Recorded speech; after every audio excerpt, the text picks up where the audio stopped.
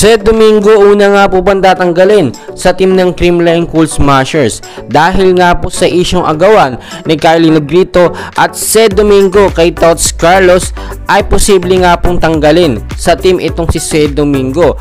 Alam naman po natin na napakaganda at ang galing ng mga kontribusyon na ibinigay nitong ni Seth Domingo sa mga naging laban nila sa PBL Reinforcement. Kaya naman bakit nga ba tatanggalin si Seth Domingo sa team ng Creamline Cool Smashers dahil sa issue na ito?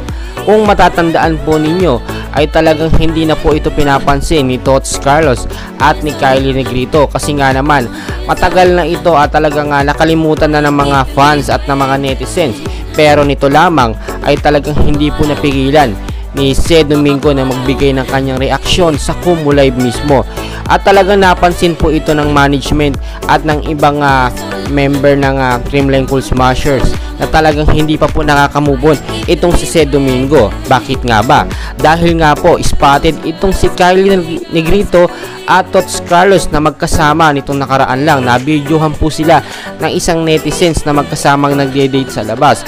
Talagang magre-react nga naman po si Seth Domingo sa video na ito kasi nga ex niya itong si Tots Carlos at dapat bigyan na lamang po ng respeto ni Kylie Negrito yung naging relasyon nila noon. Alam naman po natin na mayroon ng boyfriend at masaya na itong si Seth Domingo, pero syempre hindi niya po may iwasang mag-react sa ginawa pong unprofessional attitude ni Seth Domingo. Ay posible po siyang matanggal sa Creamline Cool Smashers team.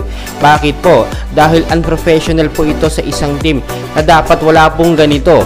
Kung matatandaan po ninyo guys, no, sa huling naging laban po nila ay hindi na nga po ipinasok sa first 6 sa etong si Seth Domingo at pinalitan po siya ni Risa Sato dahil nga po magkakaroon po ng conflict kapag nagkaharap at nagkasama po itong si Kylie Negrito at Seth Domingo sa loob ng court. Well guys, kayo na po ang humusga at please comment down below for your reaction and ano pa man.